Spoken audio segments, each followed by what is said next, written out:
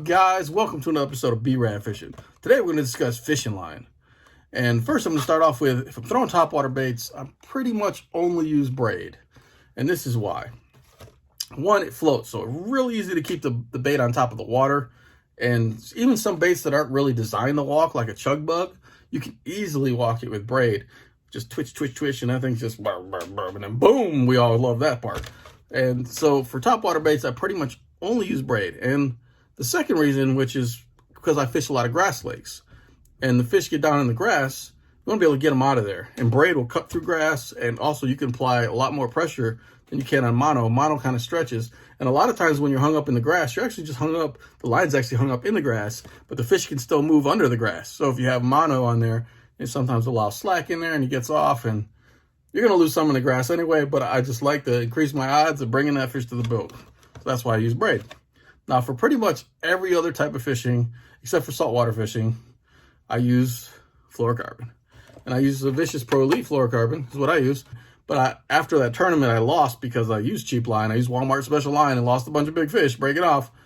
Ever since then, I've been using Vicious, and I've never had that problem. But I changed my line a lot, too, because I fish a lot. And you get nicks in it, but that's good stuff. I hardly ever break off anymore unless I get one of those 10-pound tree pounders. Hook a tree or a rock. Then you're going to break off. I don't care what you're using, like even rope. And for every other application, like I said, I pretty much use fluorocarbon. And it doesn't have any stretch, so you can really feel what's on the bottom. Fantastic for, shaky heads. And also, it allows your crankbaits to get deeper because it sinks. But not good for topwater. Really good for crankbaits. If you're throwing a crankbait and you want it to get deeper, throw a smaller diameter fluorocarbon. It's just natural science. You don't have as much friction on the line because it's a smaller diameter. So you can go down in diameter, it will get your bait deeper. Now the trade-off there is you've lost some of your strength. So you're fishing mussel beds or you're fishing a lot of rocks or trees.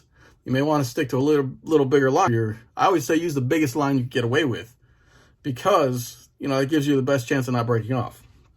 So if I'm only fishing in 5 feet of water, I may throw 17-pound fluorocarbon, a square bill or something like that, because I'm going to be running that thing through rocks and bouncing it off trees, and you're going to constantly try to prevent yourself from breaking off by nicking up your line. I almost forgot. So I'm not sponsored by Vicious, but I do get a discount, and I'm going to provide you with a discount.